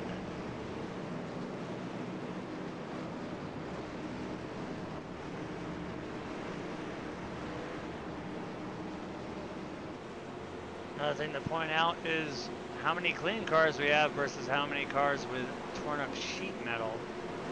So that's going to be another thing. Cars that are clean having to get around drivers that have damaged cars. We saw the 09 of Dave Mattson earlier in the race, easily able to get around it. But the 35 of Sawyer right now is going to lead us into the restart zone here. Hopefully things don't get too crazy and we get a good clean restart here, as the camera is going to focus around here and try and predict who's going to wreck. Green flag is out. We're back underway. 21 laps to go here at Talladega Superspeedway.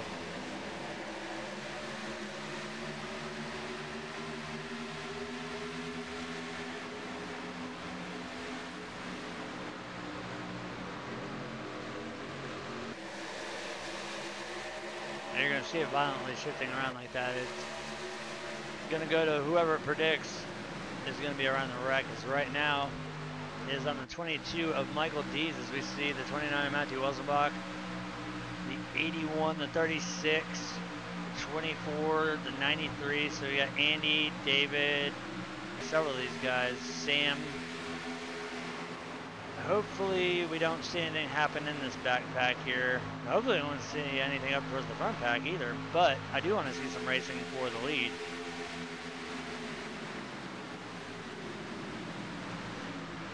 It is going to stay right around the 17th position here. This is the third pack.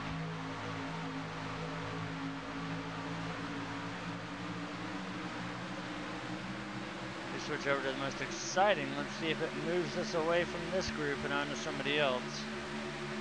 Nope, it's going to stay right around here as we're looking at the 81 of Stephen Holmes. So you see, looks like the 29 of Welsenbach is going to split him 3 wide in turn 3 here. 24 of Talladega is going to follow suit.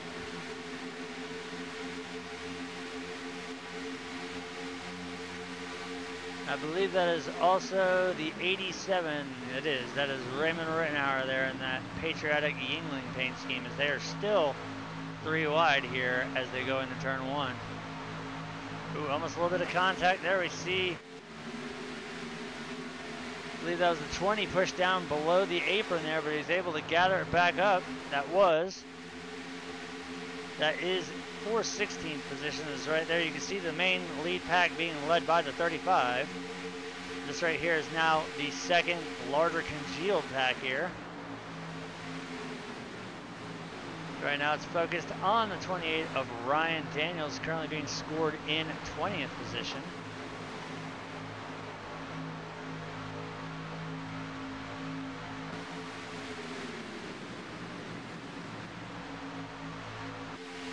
There's going to be 3 wide coming through the tri-oval here. See the 3 of BJ Hash staying up on the high groove there. Meanwhile, you can see the gap that the lead pack has right there versus the secondary pack right here. Now, this is going to consist of a lot of cars that are not tore up, that are trying to conserve and hope that something happens. But mainly, as you guys can see, a lot of cars that have a lot of bent sheet metal there. As we see, it looks like the 3 get a piece of the wall right there. We're going to go up front here just for a second to see how the battle is shaping up for the lead. At the line, it looks like Cristiano is going to get a lap led, as he will do so that time by. So score his second lap led of the night here for Thomas Cristiano in that 58 machine.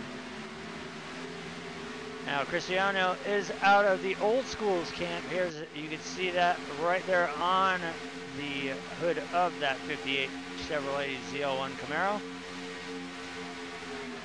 You see the 44 of Dave Anderson, as well as the 30 of Majewski and the 1 of Artie Peterson Jr. there up on the top line. Down on the bottom, we've got the 35 of Ott, the 77 of Langley, the 9 of Chad Keene, as well as the 7 of Aaron Carpentieri. Now this is just proof right here that as long as you know how to race, it doesn't matter how tore up your car is, because you can see how badly damaged Aaron's car is there. The nose is messed up, the rear spoiler is messed up on it, but he's still able to hang with this lead pack on the bottom groove here.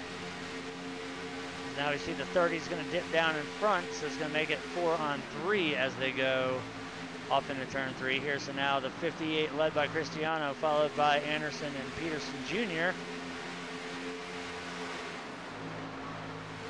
See if the 30 is going to try and tuck back up to the outside line, or if we're going to see a move out of the 9 and the 77 here. Right now I think the 77 content to sit behind the 35.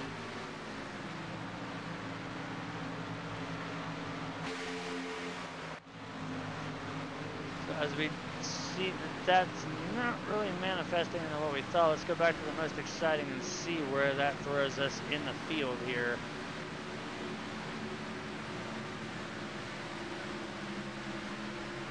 You see lap traffic staying high. That'll be the 34 of Nick Thunderdome. So right now we're looking right around 8th position. So it's staying with the lead pack as far as most exciting. That being the one of Artie Peterson Jr. Now it's going to shift back to the 29 of Matthew Welzenbach. Behind him, we have the 48 of Matt Sherry and the 20 of Pondo Co.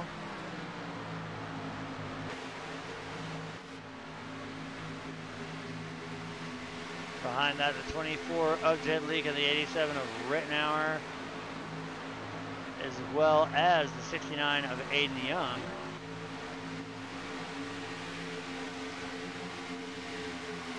Once again, we're looking right around 7th position. That would be the 44 of Dave Anderson in the famous Dave's barbecue sauce car in the Richard Petty Motorsports colors. As we see several drivers coming down pit road. Here comes green flag pit stops.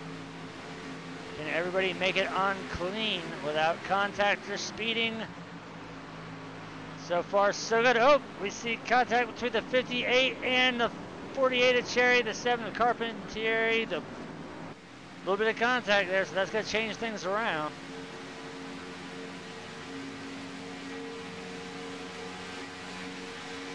As right now, our current race leader is being scored as the 20 of Pondo Co.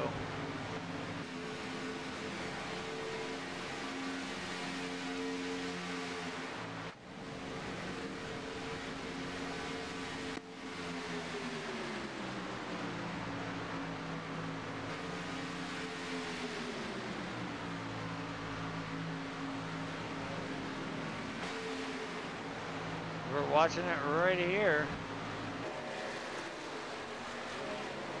We're looking at right around 19th as things are going to cycle out.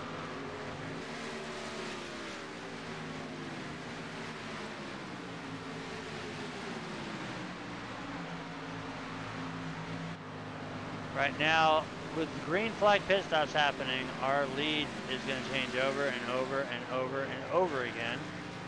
Right now, the 22 of Michael Dees being scored as your race leader.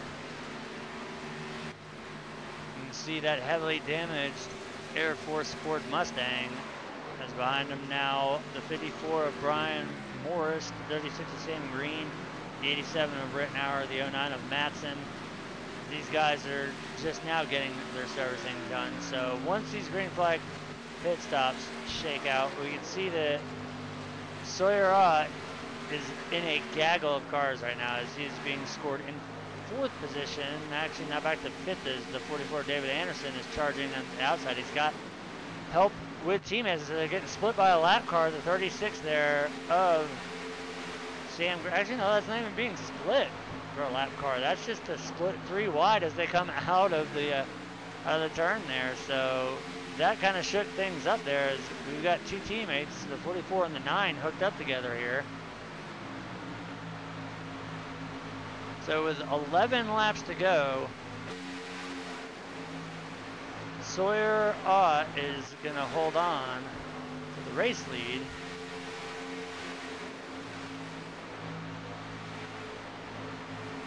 As he has led 22 laps tonight.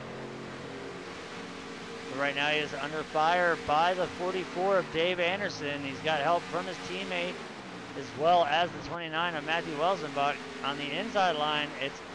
Now we see Welzenbach dip to the inside. He's going to fall in behind Langley there in the 77. This is going to be a balancing act here for Welzenbach. He's going to have to switch back and forth between the high side and the low side.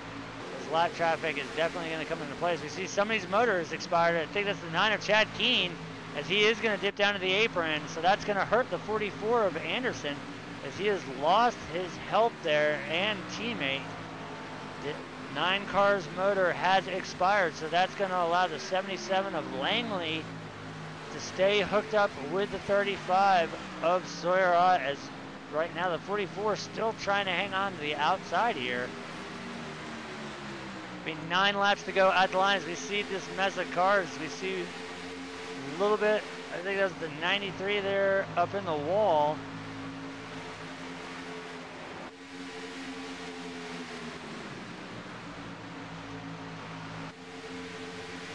So now we're seeing a gigantic cluster as they're going to go 3 wide as the 44 of Anderson is going to get split by Ott and the 12 of Smith.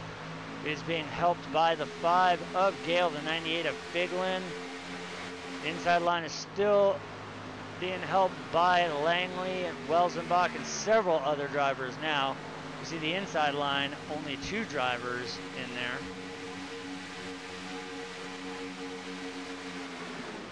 The 48 of Matt Cherry, I believe that is the 48. It's hard to see because you can only, when they've got black letters on a black car, it's a little bit hard to see it. But that is the 48 of Matt Cherry, so Dave does have teammate help right there, as that is famous Dave's Racing in the center group, as we are going to stay 3 wide here as we are under 10 to go. Hopefully these guys save the best for last, and we're going to see a clean and green finish here. Nobody turning anybody for the win, but we definitely saw a huge shakeup as the drivers came down for green flag pit stops. They are still going to be 3 wide here as they enter turn 3. There'll be 7 to go at the line.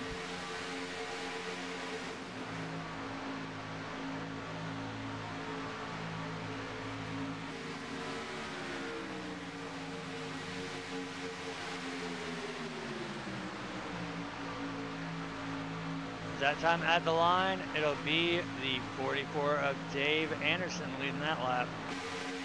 I don't know how much longer these guys can hold on to 3 wide racing without somebody coming down or somebody moving up just a little bit out of the corner. We saw already the 9 of Chad Keene pushing the 44 of Dave Anderson. We saw him blow up, and we see, looks like somebody either spun there or blew up, but made it down. That's the 22 of Mike Dees, as he's spun around down there on the back stretch. As they are still 3 wide, as we can see the 12 there, Smith trying to side draft off of the 48 at Cherry as they come out at 3 and 4 here. So they will continue to stay 3 wide as they come to the line. So at the line, I think it'll be once again the 44 of Anderson, just barely, as he will lead his 3rd lap of the night. So 6 laps to go here. They're still 3 wide. If you just tuned in, now is definitely the right time because we're down to the wire, and hopefully now is when we're going to see the cleanest racing, or we're going to see the biggest wad of patriotic painted cars you've ever seen in your life. We can see the run on the outside happening again with the 12 of Smith. See the 5 of Gale there. He's got the 98 of Figlin. Figlin's going to drop down to the center groove, so that's going to effectively kill the outer line there as we've got the inside and the middle groove taken up. We see now the 7 of Carpentier. He's going to move up. The 87 of Rittenauer is going to try and move to the middle groove now.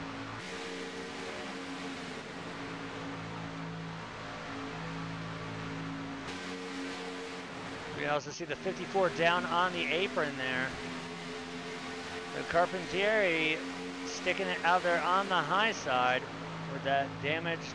Oh, actually looks like he might have got it cleaned up a little bit, but right now he is the lone duck sitting out there. If he can find a spot to drop in, which he will do so in front of the 98 of Jeff Figlin, they're going to go back to double file here, which honestly might be a smarter move as we see the pass has been made for the lead, but now the 35 of Ott is going to try to get it back from the 44 of Anderson as they enter the trioval here. Now we see contact between the 87 and the 48. They both go around. That is going to bring on a caution. Question is that going to end the race here, or are we going to see a green-white checker? That one was between Rittenauer and the 48 of Matt Cherry. Wasn't as bad as I thought it was going to be, but that was still a caution that we did not need to see this close to the end of the race.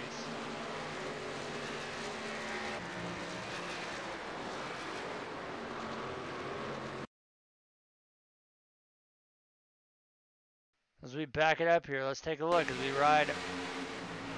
watch the 48 machine there. He's on the outside groove.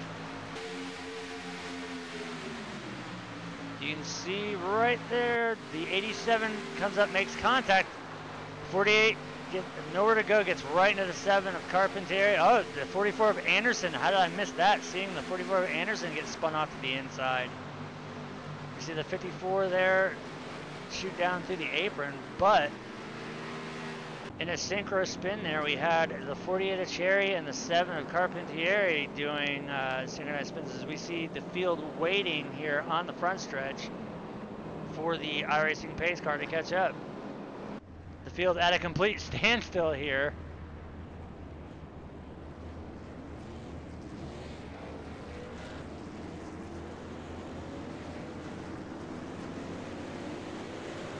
So as we get everything gathered up,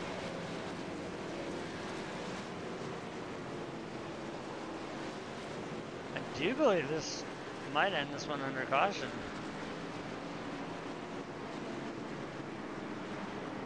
Hopefully we get him to see a green-white checker attempt.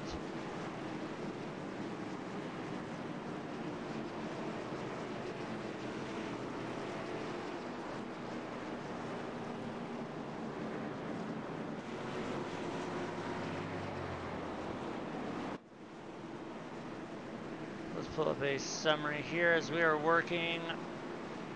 Oh, of course, it's not going to be correct.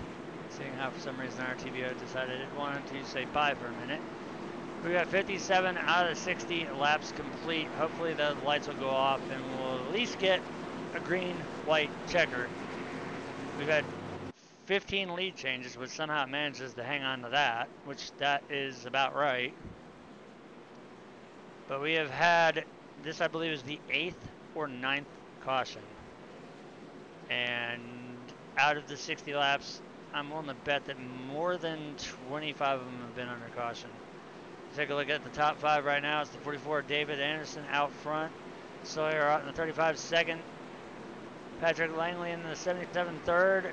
The 87 of Iron Eagle, better known as Raymond Rittenhauer, fourth. And looking at a much better result than earlier in this race, if you were to ask the 29 of Matthew Welsenbach, he is currently sitting in 5th position.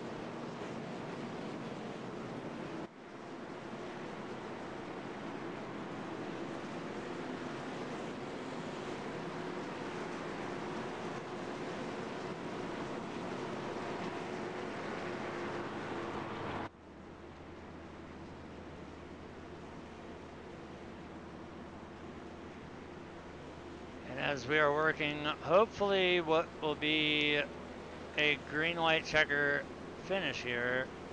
This is coming in perfect timing because as I look out my window right now, I am seeing nothing but continuous lightning out there. So the fact that we have not dropped a single frame or buffered any is just absolutely amazing. And I know we've had some hellbangers come through here today. They've come up out of nowhere. I knew we had a chance for some rain, but nobody really said anything about badass thunderstorms rolling through. But we definitely had a few of those today, and it looks like we've got a pretty good one going off about to my northeast. It's kind of hard to tell, seeing how I don't have a compass in front of me, but knowing where the cities are, that's going to be to our northeast. If not actually the way I'm facing, a little bit northwest. So up towards Clarksville, Coopertown, and Springfield, they've got a pretty banging thunderstorm going on right now. Because I'm not hearing it or feeling any of the rumbling of the thunder, but I'm getting one hell of a light show out of the window. As hopefully we're going to see one hell of a finish here tonight.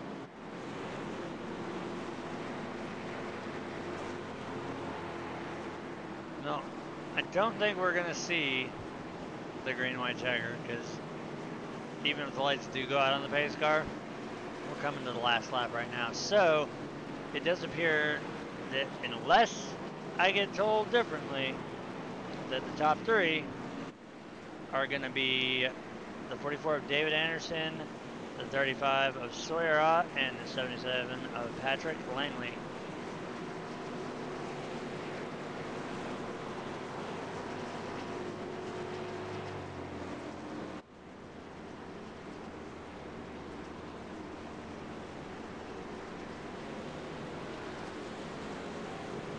So all they have to do now is roll around one more lap, and apparently this is going to be official. David Anderson is going to come home with the race win, as they are going to take the white flag as the Mustang pace car crosses the line right now. So 2.66 miles, and we've got this one wrapped up in the books.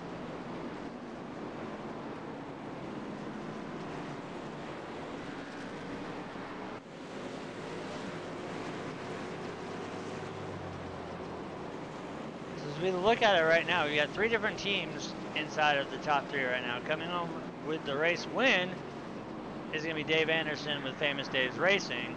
Second place is going to be Sawyer Ott with JCOM. And then third place, Patrick Langley with New Gen Racing. So 3 different teams all up in the top 3, and we do have a different winner. So 4 weeks, 4 different winners.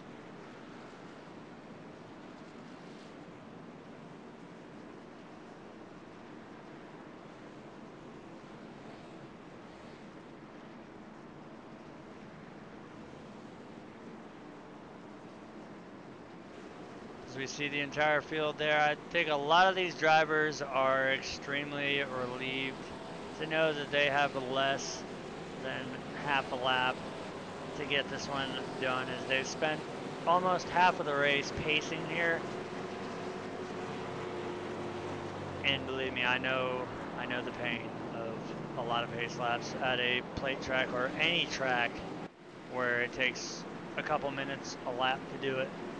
But luckily they're coming through 3 and 4 for the final time tonight here at Talladega Superspeedway in the Alabama 160 presented by Folds of Honor here. Dave Anderson, once again, our race winner.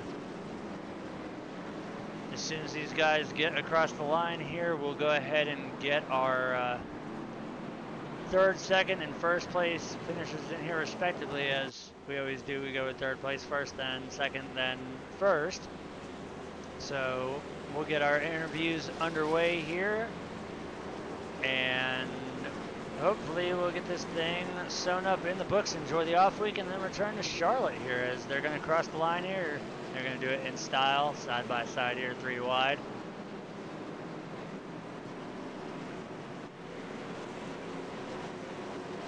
So as they cross the line, that makes it official. A lot of these drivers now can finally park that car on pit road. I'm sure a lot of them really want to do it. Alright, so first we are going to scroll down and we are going to get the 77 of Patrick Langley.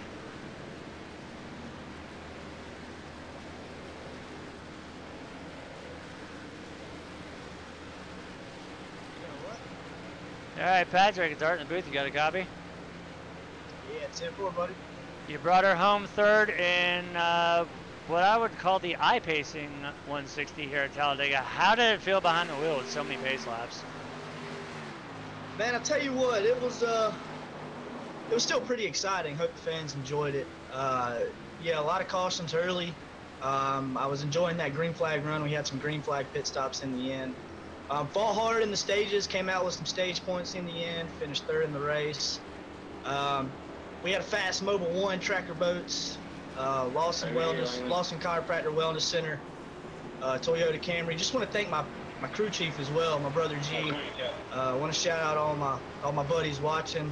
We got Junebug 420, Nick Williams, Meek Millie, my buddy Spencer Langley, just couldn't do it without those guys, and thank you for their support. But yeah, all in all, it was a good day. Now with this slam bang, and I'll leave the expletive out because we save that for another league that runs on Saturday nights. With the Defender, you know what, or 500 done. How are you feeling about the off week and then moving on to Charlotte in 2 weeks?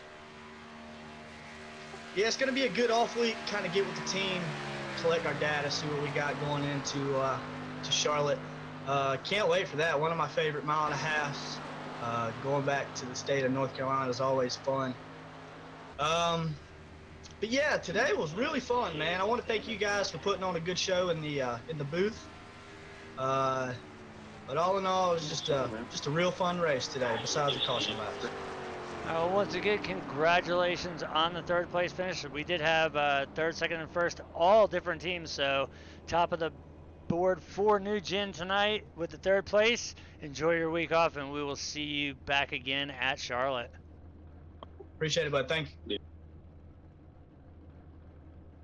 All right, that was the 77 of Patrick Langley. Now we're going to go ahead and get the 35 of Sawyer Ott.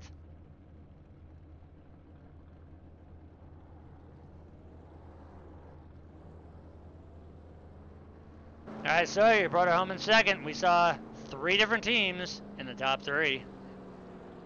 Yeah, man. Oh, that was a good race. I had a lot of fun. It's just, man, that's a tough pill to swallow. I did not expect us to dominate that race like we did, but man, 1 spot short. We needed that caution just a little bit sooner, but hats off to Dave. He drove a good race, so good win for him. I'll take second. We got 2 stage wins, man. That's crazy. Both in the same way. That was a lot of luck there. I used up all my luck on the stage wins, I guess. But no, it was a good race all in all, and I hope it was enjoyable from the broadcast. Well, you guys never, it doesn't matter what league it is, it never fails to put on a show when there's a plate track and a very, very large field involved. And as far as the luck, you've got 1 off week, so I suggest you go find a very lucky rabbit and cut his foot off, because you're going to need it when we come back in 2 weeks for Charlotte. Yeah, absolutely. So we'll regroup, man. This is good, though. I finished second. My teammate, Iron Eagle, finished 4th. So that's good team points for us. We kind of fell behind. I think we were 4th coming in, so maybe we'll move up a little bit. Some other team, I know Steve didn't have a good race. I don't think Nick had a good race either, but Aaron got 17th. So yeah, that's unfortunate. But I know all those guys will rebound, and we'll have good finishes at Charlotte for sure. That's just, plate racing. It's a lot of it's out of your control. So some people had good nights. Some people just didn't. But I think all in all, it was a lot of fun, man. A lot of 3-wide action, a lot of dicing, and I know we had some wrecks there that, it's going to happen, but all in all, I thought it was a good race. You guys did not fail to put on a show there, and as we move through the off week, I can't wait till we return to Charlotte, and we're going to see a lot of heads-up racing there, because with a large field at Charlotte, we all know how the cars handle there, and it's going to take a little bit more skill than driving around a 2.66 mile an hour interstate, basically. So really looking forward to seeing how the drivers and the teams work at Charlotte. But once again, congratulations on the 2nd place finish and the highest scoring driver for JCOM. Enjoy your off week, and we will see you in 2 weeks at Charlotte, buddy. Thanks, man. Appreciate you for broadcasting. You did a good job. Thanks for bringing us on. That was our 2nd place finisher. Now we're going to bring in the party boy himself, Mr. Dave Anderson.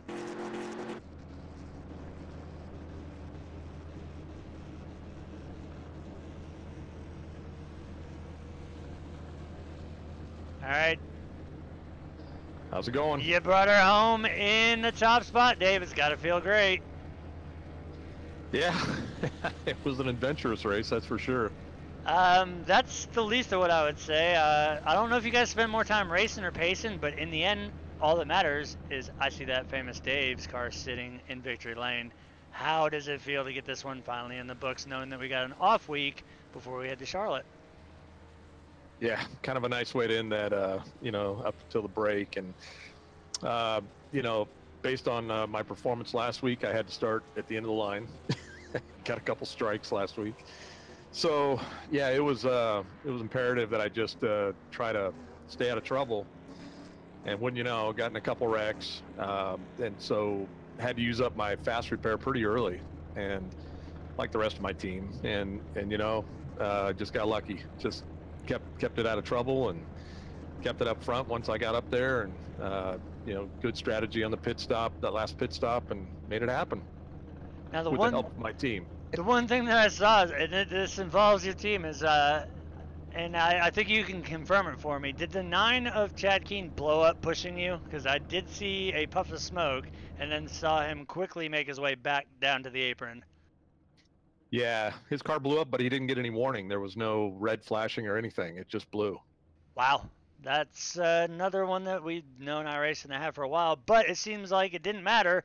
That high side was always filled with the famous Dave cars. We saw the 48 of Matt Cherry got up behind you and was able to help as well, but 3 teams, obviously you bring home in top spot with Famous Dave's Racing. That's definitely going to help with the points night, even though J-Com was able to score 2 of the stages. I know we didn't get any of the stages. we got a couple points here and there, but that was about it. Yeah, my strategy was just to lay back, for half the race and then see what happens. But yeah, kind of a bummer we didn't get more points, and our finish overall for our team was not great. Getting the win was hugely important for me, but other than that, we didn't score a whole lot, so oh well. Most importantly, what that does too as well is that makes it now 4 races in a row where we've seen 4 different runners get locked into the Sweet 16 chase. But as we wrap things up at Talladega, what are your thoughts in 2 weeks when we go to Charlotte? I'm looking forward to it. Charlotte's a fun track, and my team is sort of built around the 1.5 mile tracks, and not me as much as the rest of my team. I got 3 guys that are just faster than lightning on those tracks. So I expect a really strong finish from Famous Dave's Racing, and it wouldn't surprise me at all if we had 4 guys in the top 5. That's how strong I think our team is, and gonna be on that track. All right, well, once again, congratulations on the race win here tonight at Talladega. Enjoy your off week, and we will see you 2 weeks at Charlotte, where hopefully we get to see more of the Famous Dave Racing team in Victory Lane. Yeah, thanks a lot, Art. Appreciate it.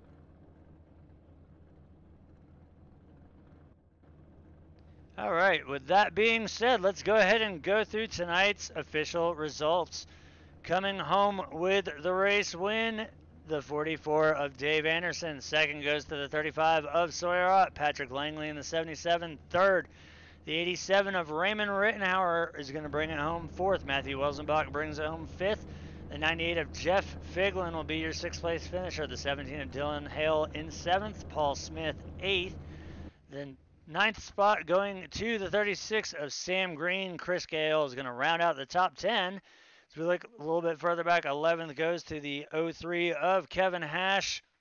Kevin Messer in the 43 will bring it home 12th. Andy Koklova 13th. Aiden Young 14th. Pondoco 15th. Artie Peterson Jr. 16th. Aaron Carpentieri 17th. Dave Madsen 18th. Dustin Majewski 19th. Rounding at the top 10 will be the 10 of Tim Martin. So we go further back. William Morris will take 21st. 22nd goes to Ryan Daniels. Stephen Holmes 23rd. David Jedlicka, coincidentally, in 24th. Zach Kreezer 25th. Brian Morris 26th. BJ Hash 27th. Michael Dees, who we saw, I believe, solo spin there after taking the final pit stop there, 28th. Matt Cherry in the 48, 29th. Rounding out the top 30 will be Thunderdome, a.k.a. Nick. As we go even back further, we see the 9 of Chad Keen, who unfortunately did blow up, pushing his teammate Dave Anderson to the win there. The 58 of Thomas Cristiano will finish 32nd. Jonathan Grissup, 33rd. Sean Dower, 34th. Brian Grubbs, 35th. And rounding out the field will be the 19 of Donald Sandusky. Of course, that's going to do it here tonight. Now, every Sunday, of course, you get us live on the iRacing portal with the Diehard Racing League's JMR Outdoors American Hero Hunt Cup Series, where we move into the Series 1 finale at Chicagoland, and then we will start our second season immediately following that. But like stated here on Tuesday, we will be live after next week since we're going into an off week with the remaining 8 races here in Iron Thunder's inaugural season. And hopefully in the fall, Cyber will make its return back onto the super speedways and we will get some Saturday coverage. But that is going to do it for us here tonight. For everybody here at Iron Thunder Racing League, I want to thank Donald Sadusky for throwing some additional sponsorship out here. All the teams for showing up. Sawyer out for putting this league together, bringing us on board. It takes a lot to pay the bills. All the drivers for showing up. And basically everybody here, including myself, hope you guys enjoyed it. And we will see you back here in 2 weeks on Tuesday at Charlotte Motor Speedway. So hope everybody enjoyed it and good night.